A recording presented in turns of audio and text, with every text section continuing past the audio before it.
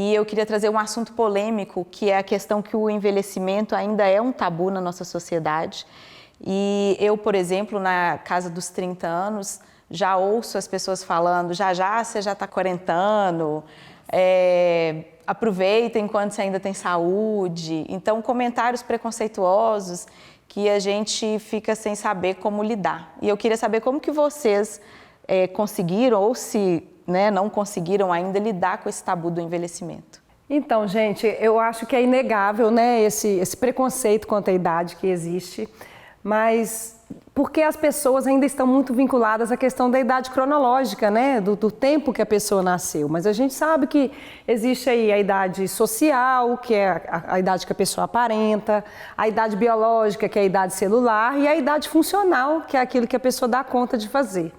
Então eu procuro muito tentar me conectar com essa idade funcional e persegui-la. Ou seja, valorizar minhas capacidades e correr atrás disso. E tem dois conceitos que eu adoro, que é ageless e ageful, sabe? Ageless, então, ou seja, sem idade mesmo, vou fazer o que eu dou conta, o que eu acho que vale para mim, independente da idade, ou mesmo ageful, que seria cheio de idade, então me sinto disposta, com vitalidade, então vou tentando me desvincular cada vez mais do ano que eu nasci para as coisas que eu dou conta de fazer hoje. Eu acho que talvez seja um segredo aí para a gente lidar melhor com isso. Interessante. E você, Malu? Nossa, pois é. E achei super bacana até você ter citado esses conceitos aí, porque hoje eu vejo exatamente isso. Eu cheguei aos 55 melhor do que eu imaginei, teoricamente, que eu chegaria. Então, eu sinto muito isso, a questão de ter 55, mas, será qual que é a idade que eu sinto que eu estou? Porque é como se eu não colocasse limitações em função da idade. Eu simplesmente vou vivendo. Eu acho que eu realmente colho frutos do que eu plantei lá atrás. Eu vim de uma família onde meu pai era atleta, então sempre teve muito esse estímulo a esse autocuidado ligado ao esporte, então para mim nunca foi sacrifício. Então eu comparo com pessoas da minha geração e aí é inevitável você pensar. Aí nessa hora você realmente vê, eu até fico orgulhosa de estar me sentindo bem, mas eu tento fazer isso, eu me desvinculo um pouco desse rótulo da idade. Isso realmente eu estou conseguindo viver bem, sem pensar muito nisso. Claro que a gente vai olhando no espelho e começa a se sentir mais envelhecido, mas depois a gente fala sobre isso. E me conta uma coisa, vocês já sofreram preconceito por causa da idade de vocês?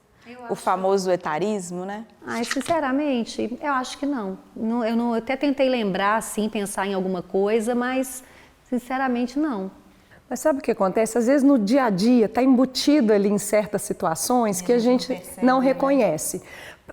Preconceito mesmo, eu lembro que eu sofri uma vez quando eu quis fazer um concurso público, que o limite de idade era 35 anos, e eu já tinha 38.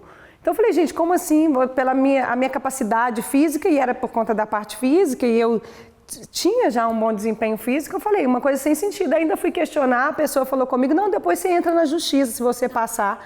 Falei, gente, mas isso é etarismo puro, né? E às vezes eu percebo no dia a dia, eu convivo, tem filhos adolescentes, às vezes tem umas piadinhas e eu tento dentro de casa já fazer essa educação, mas às vezes nas entrelinhas a gente percebe algumas coisas assim como, mas você vai lá, isso é para a sua idade, né? Vai ter pessoas da sua idade lá, então, se a gente não tiver cuidado, a gente vai se enroscando aí nas sutilezas do etarismo do dia a dia. Como é importante a gente discutir isso em sociedade, né? Para isso não ser um preconceito levado de gerações em gerações. Exato, né? É verdade. É engraçado a gente falar sobre isso porque, é claro, o etarismo ele é muito mais prevalente nos idosos. Mas eu, na minha faixa etária, assim, eu sinto também um pouco de preconceito relacionado à idade, isso também é etarismo. No meu caso, que atendo como ginecologista, o foco é em pacientes mais velhas, eu preciso na consulta conquistar a paciente, passar para ela essa segurança, porque a primeira impressão é, nossa, ela é tão jovem, será que ela vai entender o que eu estou passando? E a gente não para pensar que, por exemplo, um ortopedista não precisa ter o joelho machucado para saber tratar aquilo. Mas quando a gente lida com as questões da idade, a empatia, vivenciar aquilo pode ser importante.